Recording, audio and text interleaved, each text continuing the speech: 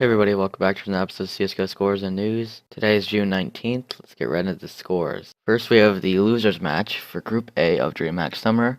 It was ENCE versus the Immortals. It's a best of three. The first map was Mirage, and Immortals won 16-14. The next map was Cobblestone, and Immortals won again 16-7. And now in the decider map for who goes in the finals, best of three was SK versus the Immortals. The first map was Cobblestone, and SK won 16-6. Next map was Overpass. Immortals won 16-9. Then the next map, Immortals won 16-8 on Train. That puts Immortals in the semifinals playing Godsend. Now for Group B, the losers match was Epsilon versus Hellraisers, best of three.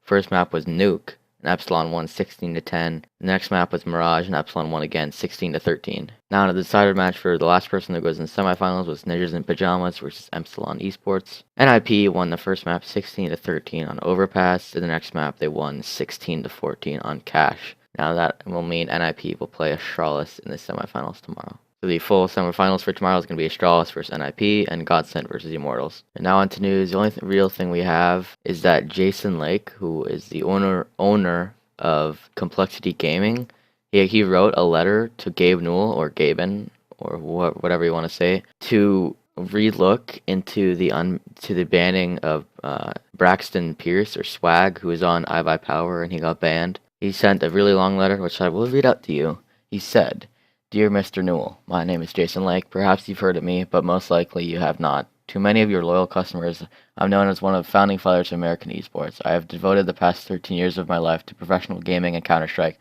has always been a passion during that time. Like you, virtual worlds and pixels have paved the road of my life. My organization, Complexity Gaming, is like a child and a real member of my family. A family that has sacrificed a great deal in our quest to help build esports.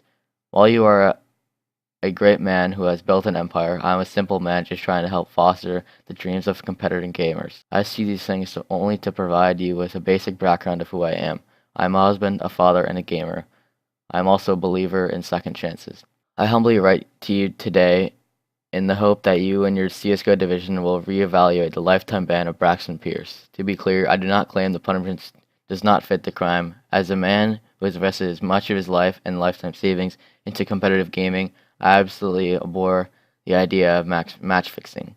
It undermines something very dear to me, the competitive integrity that is necessary for foundation of all esports.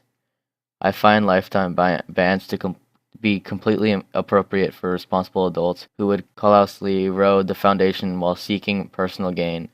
Now that this precedent has been established, I would expect no less punishment from future offenders. However, I feel this specific case needs to be addressed again. Braxton was not an adult who was thumbing his nose at the rules while being fully aware of the potential consequences. Braxton was a minor who made a foolish decision for which there was no precedent in the Counter-Strike world.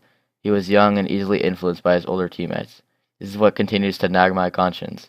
A young man succumbed to peer pressure and quickly made a poor decision, having absolutely no idea of the consequences because there was no precedent. In the future, no Counter-Strike player, regardless of age, can make this claim. Everyone now knows the punishment for this crime. However, Braxton did not know. This bothers me. It bothers me as a father. It bothers me as a gamer.